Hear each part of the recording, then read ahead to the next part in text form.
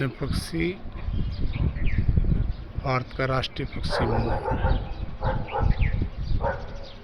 जिस भवन पे बैठा है, ये हमारे गांव की सबसे पुरानी हवेली है, जिसमें यहाँ के लोग इसे छोड़कर पाकिस्तान चले गए, जो रांगड़ जाति से संबंध रखते थे।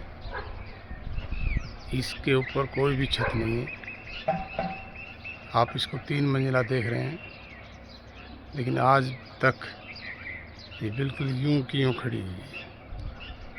उन्हें लगभग 77 साल छोड़ कर गए हुए हैं।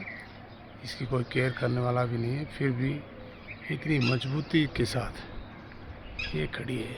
इस पर